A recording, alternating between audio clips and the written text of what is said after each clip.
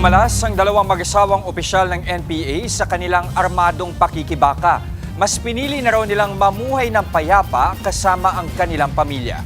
Nasa frontline ng balitang yan, Simon Gualvez, exclusive.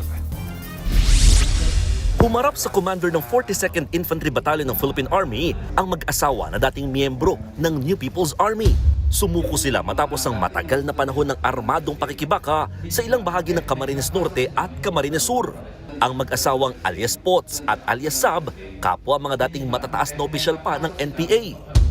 Si Kapots na isang kalihim sa ilalim ng SRC-1 o Sub-Regional Committee 1 at si Sab na isang political instructor sa naturang organo ng kalaban. Bilang pagpapakita ng sinseridad, isinuko nila ang dalawang machine gun at mga bala.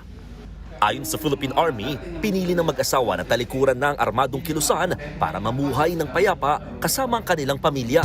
Kasunod ng kanilang pagsuko, nakikita itong indikasyon ng paghina ng kilusan ng rebelding grupo. Inaasahan din daw na may iba pang mga rebelding susuko rin sa mga susunod na panahon. Solusyon po ay makukuha natin sa mapayapang pamamaraan. Tanggap po namin ang ating mga kapatid na naligaw na landas at kami po ay nakahandang tumulong ng lubusan sa kanila. Nangako rin ang mag-asawa na makikipagtulungan sa gobyerno para hikayatin ang mga kasamahan na sumuko.